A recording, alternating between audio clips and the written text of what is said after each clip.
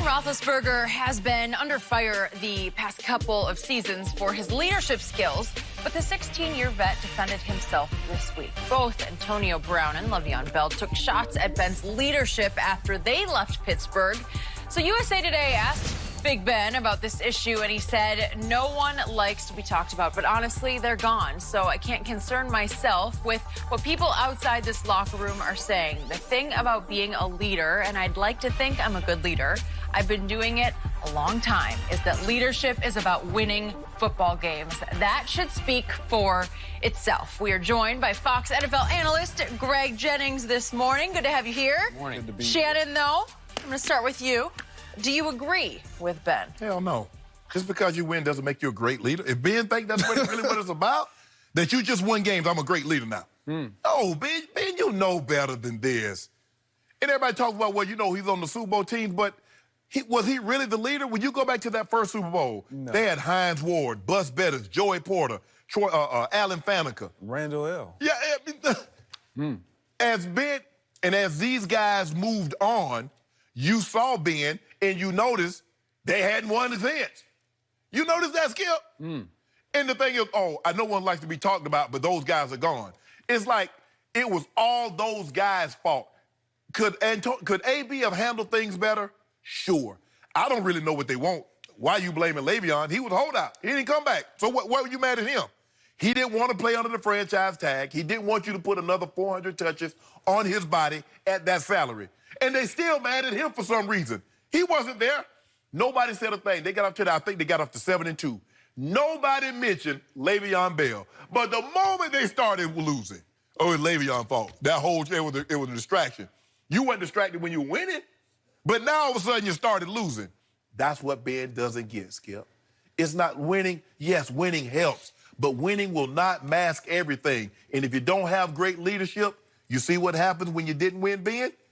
Boom! I guess you weren't the leader you thought you were, because that's not your forte, Ben. It's not. And I've talked to too many guys in there. He just doesn't get it. Let them tell him, you know, he can criticize players openly. Been on a lot of teams, won a lot of games, Skip Bayless. I've never, ever had in 14 years of playing a player, the quarterback, not just a player, the quarterback openly and publicly criticize another player. If he thinks that's great leadership because he's won a couple of Super Bowls, therein lies the problem. I agree 100% with everything you said. For me, one of the statements that sticks out immediately is winning.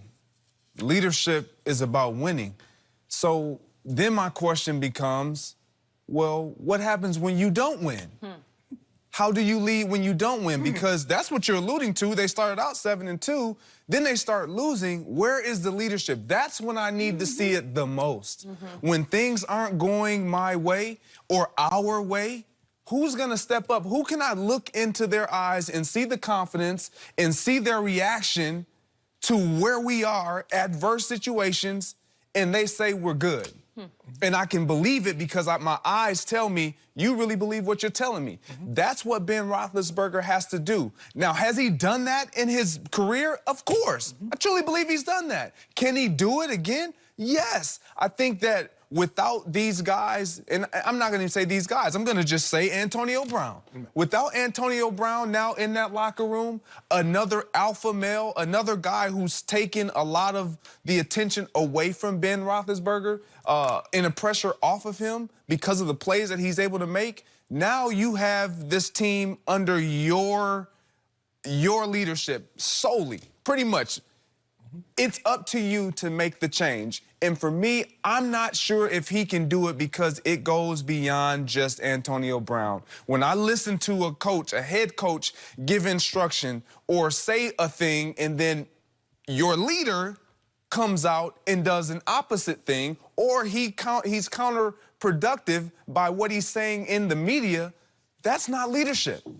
That's not leadership. That's putting everything on yourself and putting yourself in front of the team. There was a play, the last thing, there was a play 2 years ago, Skip, against the New England Patriots.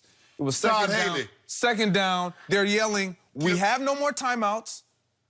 We're not going to clock it. Ben Roethlisberger, I have no problem with what he said after the game, with the exception of one thing. He said he ended up throwing an interception on 3rd down. Because he didn't clock it, in his mind he said, you know what, they were yelling from the sideline, don't clock it. I wanted to clock it, but I didn't. Okay, you now have made the decision as a leader on what we're going to do. Just own it. When you don't own it, everyone looks like, well, we can pass the buck, we can point the finger. That's my issue with Ben Roethlisberger. I'm about to defend Ben Roethlisberger against Good luck. both of you because he is my early pick to be the MVP this year and have a big bounce-back season, and his team is still a little better than the Cleveland Browns, so I'm picking them to win that division and to be the surprise team beyond the Cleveland Browns.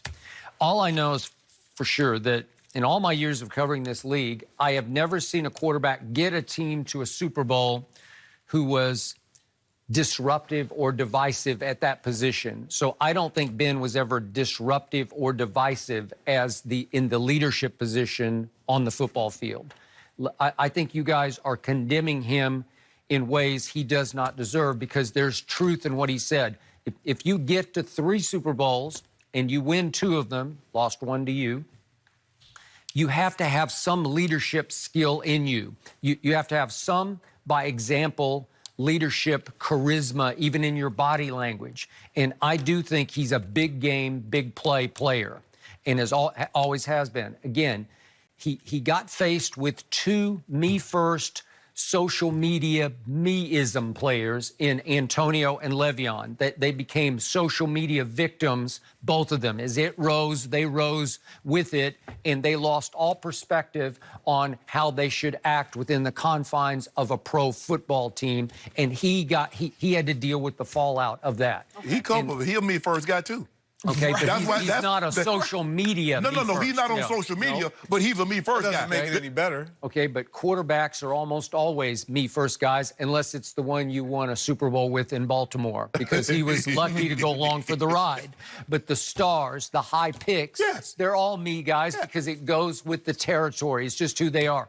Aaron Rodgers is the ultimate me guy and the ultimate finger pointer, sometimes in a good way because that receiver, not you, but some receiver might deserve to get called out publicly by Aaron Rodgers. No. Okay, well, I don't love it, but every once in a while, I've been around so many quarterbacks all the way back to Troy Aikman, Roger Staubach. They called out people publicly when they deserved it. LeBron James has called out his teammates publicly when they deserved it, right? But look, and I'm not going to look. I didn't play with everybody, but I played with a Hall of Famer. And can you imagine if Antonio Brown runs the shallow cross. At the back of the end zone, he throws the interception in Denver. You threw the interception. Now, the first thing out your mouth, don't come out and tell the media, well, Antonio Brown cut that route short. Okay, if he runs the route short, don't you exacerbate the situation by throwing him the ball. James Washington dropped the crucial 3rd down. Leaders don't go publicly and say, he got to make that catch. James Washington need to make that catch. That's not what leaders do, Skip Bayless. Me and Ben would have had a problem because I'm going to give you the first one. The first was on me. I'm going to take that one. You call me out again, publicly, I'm going to punch you in your face. Yeah, okay. Is Aaron Rodgers a better leader than Ben has been? We ain't talking about Aaron Rodgers. We talking about Ben. We talking about Ben Rodgers. No comment on that. We ain't talking about. You did validation. So You did, though. because they are different. Their situations are different. Their circumstances are different. Is Ben a better leader than Tom Brady? No. Okay, then. Tom Brady's the greatest leader in the history of the NFL. Do you want to know why? Because he always talks and refers to the team as we. We. I don't care whether it's LeBron James or Aaron Rodgers, Ben Roethlisberger. Tom Brady understands if we're going to do this and do it all the time consistently, I can't put myself out front. Everybody's going to do that already. Yeah. They're going to do that. My play is going to afford them the right to do that. And what did he say? Oh, nobody likes to be talked about, but they're not here now. But that's a leader. That's your leader. Okay. So you just defended Tom Brady? You just said a good thing? You just agreed with Greg? Yeah, he's a great leader. Yeah, I've never said Tom wasn't a great leader. Interesting. out of both sides of mouth. No. It's his style of leadership. No, exactly. Sometimes. Ben is trying to equate, as long as I win, that makes me a great leader. And that's not true. Leadership comes through adversity. Hell, anybody can lead.